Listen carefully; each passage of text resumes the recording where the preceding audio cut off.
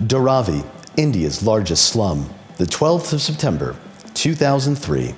It's here that our hero, Arjun Agrawal, was born. At a hospital to the southeast border, his mother died from an infection a few weeks after childbirth. So Arjun was raised by his elder brother, Varun, who was 10 years older at the time. Varun managed to support our hero through the first years of his life by working at a recycling plant, sifting through rubbish for valuable metals and other parts.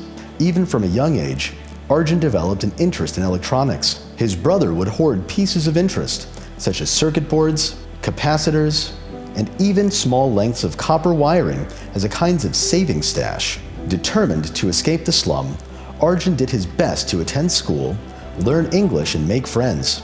This was, of course, to the detriment of household income, but his brother supported him. At the age of 14, Arjun was an avid reader and a competent English speaker. While there was little potential for him to use his knowledge in practice, he understood the basic principles of code, cybersecurity, and even knew about the blockchain. One night, sadly, Varun left the house one night and didn't come back. Arjun was forced to take over his brother's old job, and within a week was working every day, with only nights to read.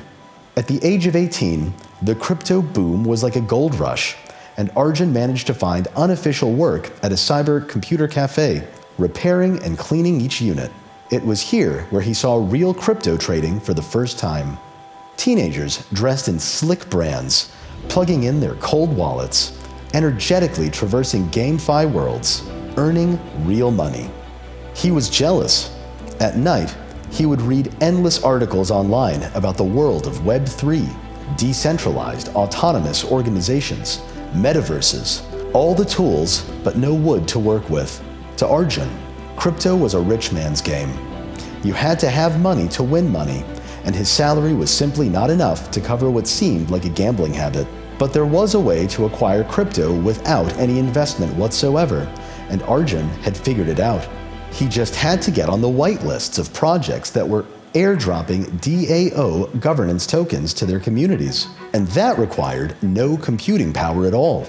In all that article reading over the years, Arjun realized that he could invest his time into getting onto as many project whitelists as possible to acquire the maximum number of governance tokens. Arjun wasn't like a lot of his peers in 2022. He didn't believe in the crypto apocalypse and knew that one day the bulls would return. And when they returned, the value of his investment would skyrocket. Whenever he could, he was sharing tweets from the cracked screen of his Android photo. He joined Discord chat after Discord chat, commenting, reposting, and liking every post he saw. After 3 months, Arjun was a member of 32 different whitelists, and over the next few months, he would be airdropped 20 different kinds of seemingly worthless governance tokens. But before he could continue, the crypto crash made the computer center a ghost town, and before he knew it, he was back to his brother's old job in the slum. When 2023 came, Arjun was broke, still living out of his place in Dharavi, now with 2 friends and one of their girlfriends. He had no time to read, and over the next 6 months, he lost faith. He stopped reading news about his projects as the price of Bitcoin continued to fall, and the only remnant of his crypto passion was the key to his MetaMask wallet, which he had saved on a USB stick. Fast forward a couple of years to the summer 2025 crypto bull run, and Arjun was still working at the recycling plant. At this point, he had pretty much forgotten about his old governance tokens, assuming their parent projects to be dead in the water. But after seeing post after post on his Meta account, citing Bitcoin's rocket above the 100,000 USD mark, he thought to check the value of a few of his governance tokens by plugging in the old trusty USB stick through an adapter at the computer center. He spent the next hour Googling what had happened to all of his old projects. Rug pull after rug pull, it seemed. No surprise there. One project seemed to still be going, and his tokens were worth $12 in total. He sold them straight away. And then he saw it. The Deltatheta utility token. The last token he checked. He didn't realize it at the time, but that specific token, 80 of which he was airdropped, were linked to what was called a bonding curve. The more people that bought it, the higher the price went. The platform had become the largest decentralized options trading platform in the world. Elon Musk was now on the board of directors. As his fingers clumsily punched in the words price at the end of the Google input, he began to sweat. The price of a single utility token had reached $14,500. The value of his portfolio stood at over $1 million.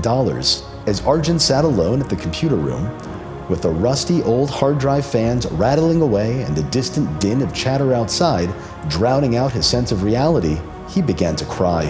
And now, 5 years later, in 2030, you all know this man as RG Shark, board member of Meta, celebrity crypto trader, and the leading authority on governance tokens worldwide. He now lives with his wife and kids in Dubai with a net worth of over $12 billion.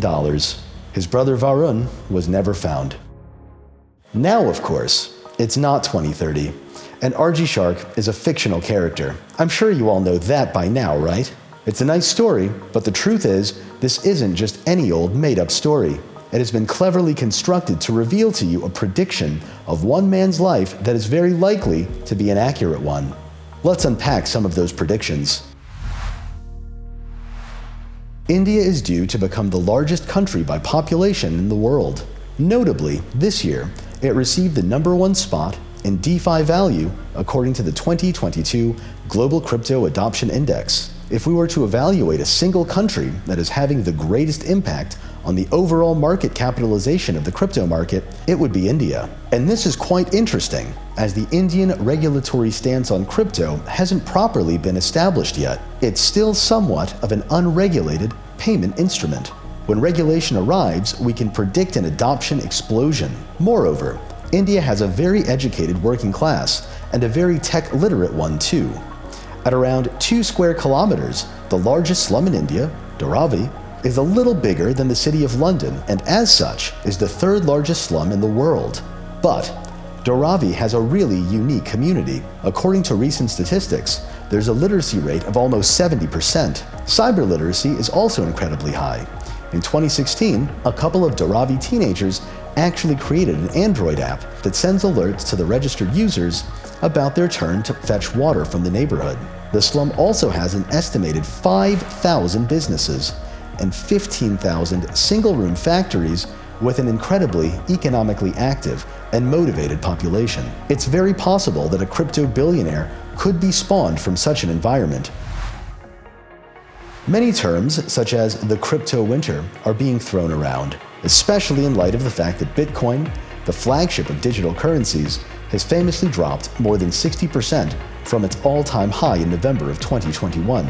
Indeed, the total crypto market capitalization has fallen from a high of almost $3 trillion to around $850 billion as of Q4 2022.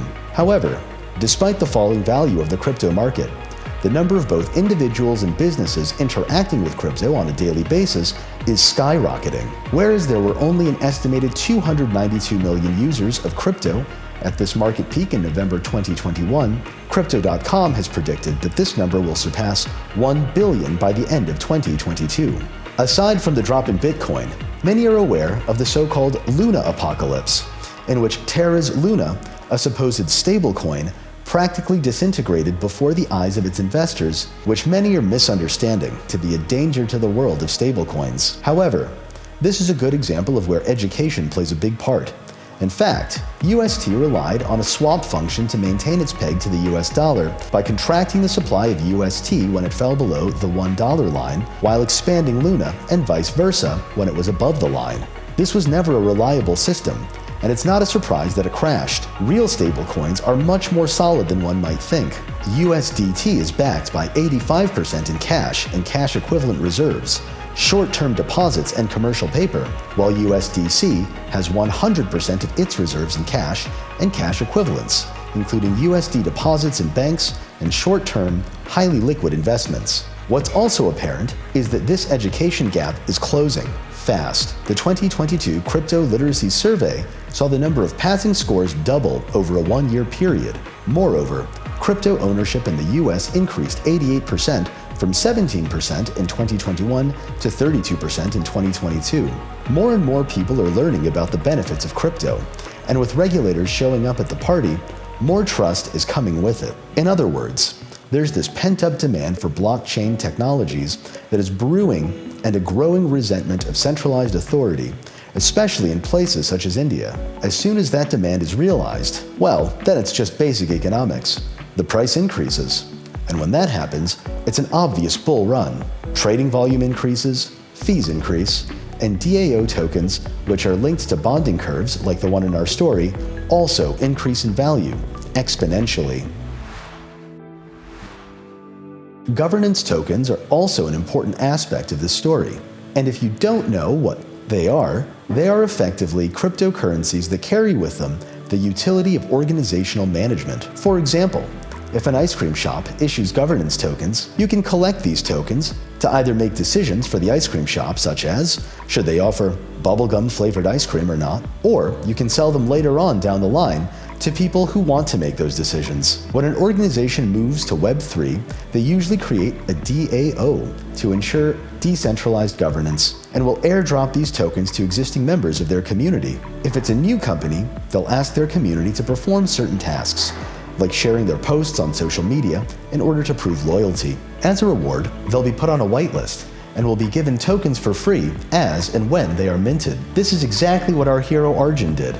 He basically mined governance tokens by jumping on as many whitelists as possible, and then sold them later when they were actually worth something. As more and more organizations move into Web3, the role of the DAO, or Decentralized Autonomous Organization, will become more prevalent. I'd argue that it'll soon become standard for most businesses. And with increased prevalence, you'll see greater trust within the community, leading to higher demand and, you guessed it, more money for Arjun. Someone like Arjun is out there right now, probably working at a recycling plant in India, or maybe something less extreme is afoot. Perhaps you're probably watching this video from your bedroom. You've got a nice hot plate for dinner downstairs, your dad has a stable job, and you're doing well at school. Either way, there's a real potential in governance token trading, and it's something that, in my opinion, everyone should look into. My name is Samuel John. You're watching the Deltatheta YouTube channel, and don't forget to subscribe and like the video. We'll be uploading weekly content with a similar feel each week. Thanks for watching.